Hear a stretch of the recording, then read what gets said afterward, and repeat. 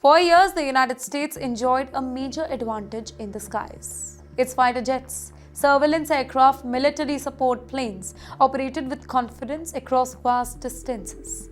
But China is now working aggressively to change that equation. A new missile reportedly under development, known as the PL-16. It is drawing a lot of attention from military analysts around the globe. Well, according to reports, this next generation air-to-air missile, it can have a range exceeding 300 kilometers. That means Chinese fighter jets may be able to target the enemy aircraft from much farther away than before. And these are not just any aircraft. The missile, it is reportedly designed to threaten the high-value assets such as airborne warning system, intelligence gathering aircraft, and aerial refueling tankers. These aircrafts, they are often described as the backbone of modern air operation because they help the fighter jets stay in the air longer duration and see the threats from the great distance. Here, analysts, they believe that the PL-16, it could eventually be integrated into China's advanced J-20 stealth fighter and the upcoming J-35 fighter. And wait, if that happens, well, Boeing's ability to project power across the Indo-Pacific, it could grow significantly. Well, here military planners in Washington, they are watching these developments very closely because, let's be honest, air superiority, it has always been one of America's biggest strengths. The concern is not about one missile here, it is about a broader pattern. China is investing heavily in advanced military technology, modernizing its armed forces and preparing for future conflict.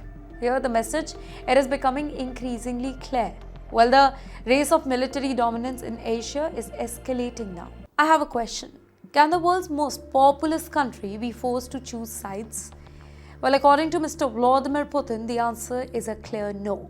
Speaking publicly in St. Petersburg, the Russian president delivered a very strong defense of India and Indian Prime Minister Mr. Narendra Modi. Mr. Putin, he argued that attempts to pressurize India over its relationship with Russia, it is simply unrealistic. His remarks come at a time when Western nations continue to impose sanctions on Moscow and encourage the countries just to reduce the economic ties with Russia.